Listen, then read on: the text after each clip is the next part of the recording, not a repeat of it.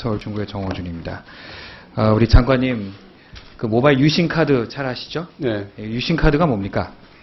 유심카드는 스마트폰에 꼽아가지고 네. 가입자 등록 정보와 각종 정보를 저장하는 저장 매체입니다. 저장 매체죠. 범 사용자 식별 모드 카드라고 네. 합니다. 지난 2007년에요. 정통부는 유심럭 해제, 유심 언락이라고 하죠. 그런 방침을 밝혔습니다. 2008년도에는 후속 조치로서 전파연구소와 방통위 고시를 개정을 했습니다. 알고 계십니까? 그렇게 했습니다. 네. 그 이후 정부가 여러 조치들을 통해서 유심 언락 정책은 상당히 진전이 됐습니다. 네, 하지만 여전히 통신사가 허용한 단말기 내에서만 이동이 가능합니다. 현재는요. 네.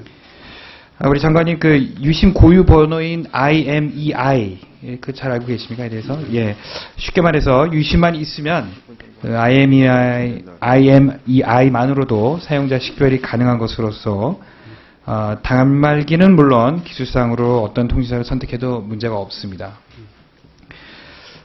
그리고 또 장관님 그럼 혹시 화이트 리스트 제도를 잘 알고 계십니까? 네, 설명해 주시죠. 예, 이 통신사에 등록된 단말기가 아니면 사용할 수 없도록 한 제도인데요.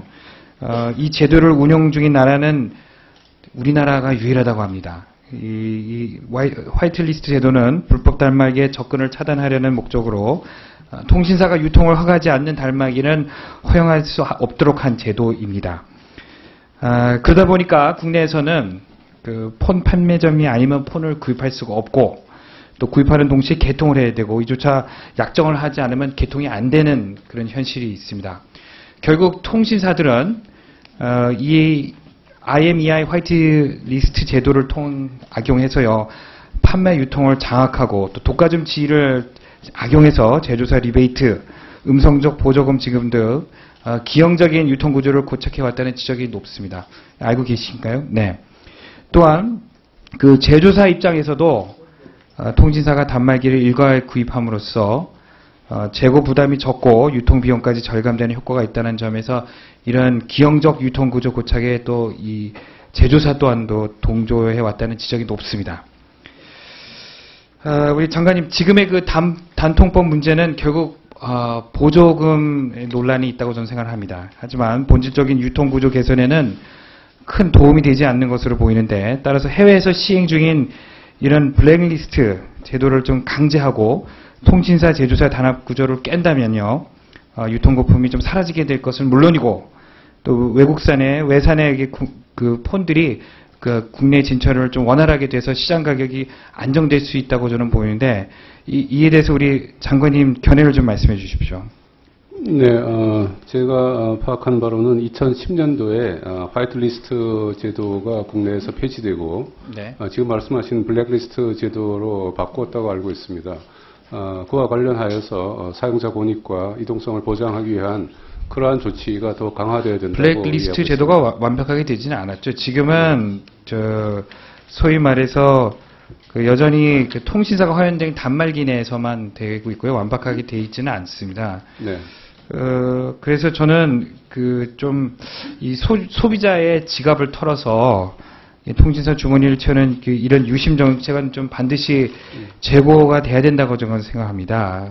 그래서 궁극적으로는 우리 소비자들이, 우리 국민들이 좋은 기기를 또 싸게 사고 또 이런 통신사 간의 건강한 경쟁을 유발을 또 유도하고 또 그러면서 또 단말기 유통 구조가 또 정상화가 되고 그리고 또 소비자의 선택권이 확대가 됨으로써 좋은 기계를 또 싸게 쓰고 또 여러 가지를 좀 우리 사용료도 좀 궁극적으로 싸게 될 수 있는 여러 가지 유통 구조를 좀 개선하는 큰 역할을 할 수 있는데 이 부분에 대해서 혹시 이 유심의 호환성 정책을 좀 다시 한번 재검토하실 용의는 없으십니까?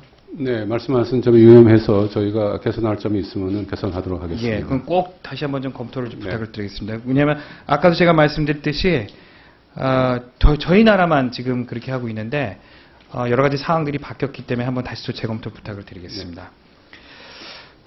정부가 전자상거래 규제개혁 TF를 설치해서요 간편한 전자상거래를 가능하도록 하겠다는 것은 굉장히 바람직한 일이라고 저도 생각을 합니다.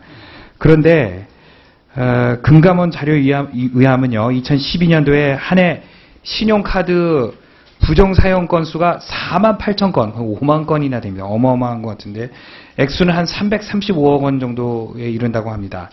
게다가 지난번에 카드 정보 유출 사건을 감안하면 이 결제 단계에서 사전 승인을 하던 것을 사후 결제로 이렇게 전환할 경우에 신용카드 부정 사용은 잘못하면 기하급수적으로 늘 가능성이 좀 높다고 봅니다. 그래서 이렇게 사후 확인으로 전환되면 이런 신용카드 부정 사용의 경우, 이런 그러니까 사후 승인 이후에, 사후 확인 이후에 이렇게 전환이 되면 신용카드 부정 사용의 경우에 이 카드사와 또 피지사 중에 굉장히 책임을 어디선가는 물어야 되는데, 우리 장관님 생각은 어떻습니까? 어디서 책임을 져야 되고 생각합니까? 이게 만약 사후 확인 후에 이런 신용카드의 부정 사용이 나타났을 경우에.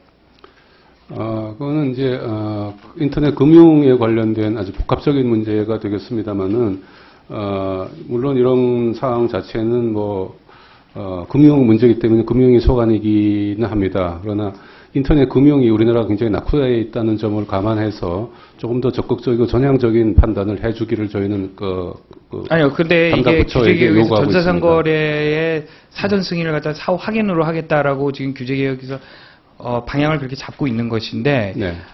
이럴 경우에 아까 말씀드린 신용카드 부정 사용이 제가 아까 말씀드렸듯이 1년에 어마어마하게 지금 계속 일어나고 있거든요. 사전 승인을 해도 그러는데, 네. 사후 확인을 할 경우에는 그 승인 절차를 간소화하는 건 좋은데, 네. 그 취지는 좋지만 이 부정 사용이 날 경우에는 분명 어딘가에 책임을 져야 되지 않습니까? 그렇습니다. 그래서 이런 부분에 있어서는 정확한 책임 소재가 되지 않으면 이 제도 자체가 진행되기가 어려울 걸로 좀 보입니다. 그래서 이거는 확실하게 우리 미래부가 정확하게 이거는 어디 책임 소재를 어떻게 할 건지, 절차를 어떻게 할 건지는 정하셔야 되는 정책적 결정이 있으십니다, 지금. 그래서 여쭤보는 겁니다. 네, 아주 정확하게 지적을 하셨지만은 이 책임 소재를 하고 그걸 사고가 났을 경우에 배상을 하고 하는 이 체계에 대해서 미래부가 확정해서 그것을 시행하는 것은 아니라는 말씀을 드리고, 그러면 저도 관심은 있고 다 같이 의견을 드릴 수가 있습니다. 장관님. 그러니까 그러면 이거는 물론 이제 금융이랑도 다 연계가 되는 것이니까 미래부가 이 부분에 있어서는 금융하고 함께 상의 검토를 하셔서 정확하게 이거는 어디서 책임을 져야 되는지 부분들을 절차적으로 좀 잘 판단을 해주시기 바랍니다. 그리고 금융위는 카드정보 보유 적격 피지사 기준을 마련해서요, 올해 안으로 사후 인증 전환을 시행하겠다고 했습니다. 근데 우리 박 대통령의 그 천성의 커트 발언 이후에 정부가 좀 너무 조바심을 급하게 진행을 하다 보면 금융위가 제시한 가이드라인을 통해서 선정할 수 있는 피지사는 본연이 볼 때는 한 서너 군데밖에 좀 없다고 보입니다. 그래서 지금이라도 기존 대형 피지사들에 대한 특혜를 오해받을 수 있는 소지가 있는 이 성급한 사업 추진을 좀 중단을 하시고, 사전에 충분한 공지를 좀 하시고, 또 피지사들이 금융위가 제시하는 기준을 좀 충족할 수 있도록 시간을 좀 주면서 카드정보 보유 적격 피지사를 선정하는 등 전자상거래 규제 개혁 시간을 좀 두고 시행해야 된다고 생각하는데, 우리 장관님 동의하십니까? 이 부분에 대해서? 네, 국민적 편의를 위해서 이것을 마냥 늦출 수는 없다고 생각합니다. 피지사를 선정함에 있어서 저희가 하는 건 아니지만은 충분히 가입자 정보를 잘 보호할 수 있고, 지금 말씀하신 여러 가지 배상이나 이런 데에서도 금융 쪽하고 잘 이끌어갈 수 있는 책임 있는 그런 기관을 선정하는 것 또한 매우 중요하다고 보고 있습니다. 하여튼 피지사들이 경제